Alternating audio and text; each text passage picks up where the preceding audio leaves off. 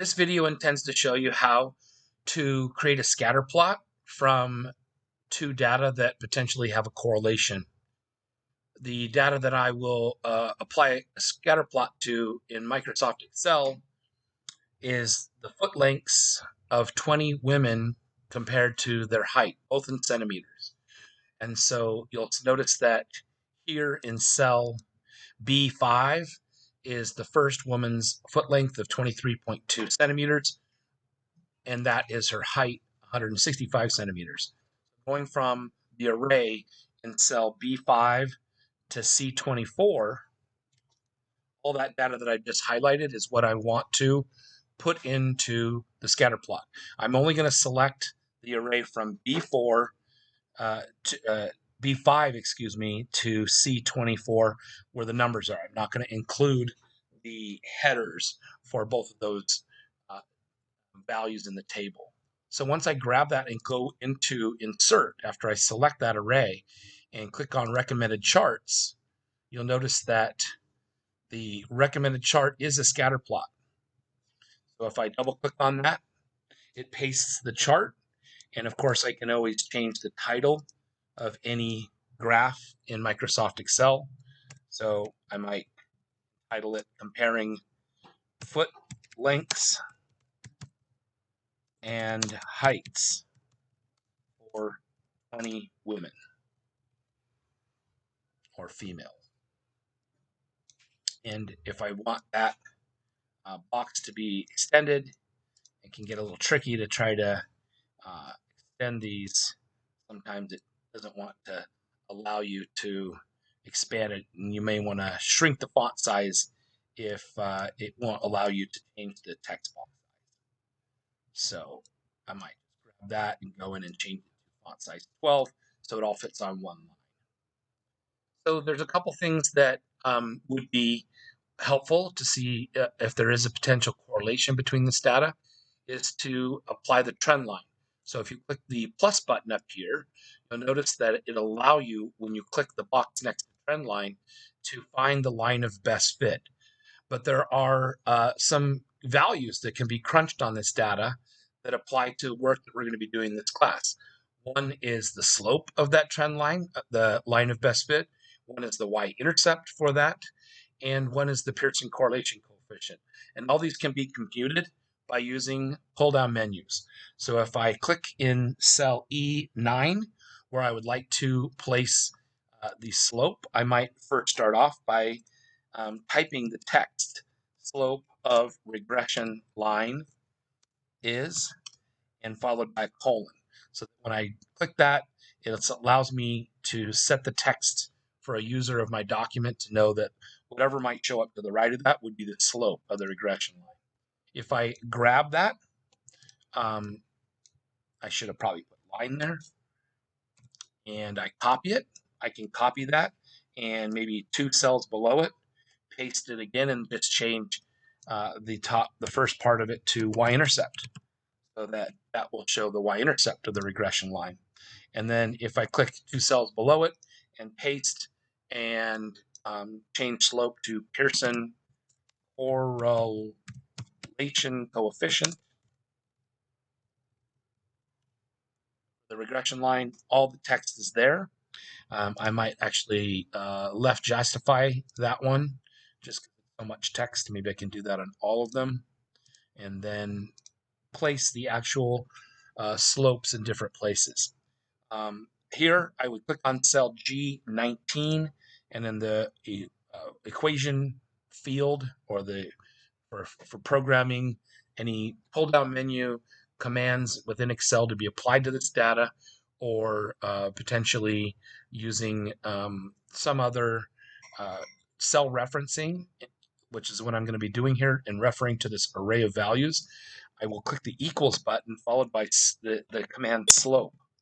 You'll notice that right pops up. It says right here that this returns the slope of the regression line, and you have to click the open parenthesis for this function. It basically uses function notation.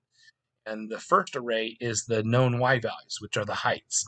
So if I select cell C5 and drag down to C24, that's the array for the data for the heights. Those are the output values, the range values for this potential correlation function. Then you type a comma, followed by selecting the array for the input domain values for this potential regression correlation between the data. Close the parenthesis, and it will present you with the slope. Essentially, what that means is about every increase of a woman's foot length from this data set, their height goes up by about 2.3 centimeters.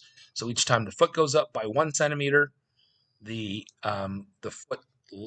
height of the person goes up about 2.3 centimeters. And 2 cells below, I could actually copy all of that command using Control-C or a pull-down menu and paste it into, oh, it's not letting me do that. Never mind, I'll just start over here. And I'm going to tap in that cell and start over by pushing the equals button, and then you type out intercept. So the intercept command, if I double click on it, it will complete the rest of the spelling for intercept and input the open parenthesis.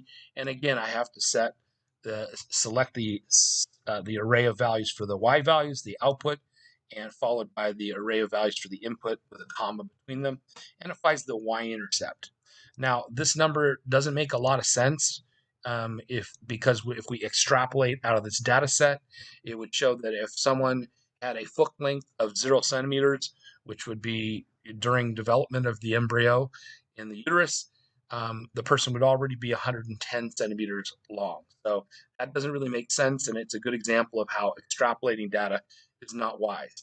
But within the data set from foot lengths of about 22 to 26 centimeters, if you were to put that number in to the equation y equals this slope 2.3 times the foot length and plus the y-intercept of 110, that would give you the output value for the person's height.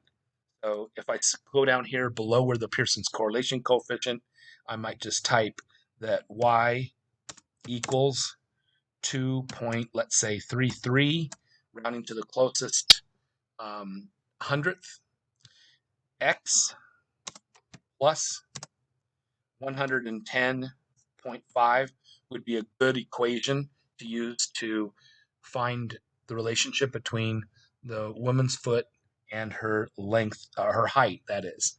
And that will be based on if the Pearson correlation coefficient was within a range of values that make sense. And I believe for 20 data values, we saw the critical value from the chart was 0.444. So now we're going to compute the Pearson correlation coefficient in cell I-23 to the right of where the Pearson correlation coefficient text is.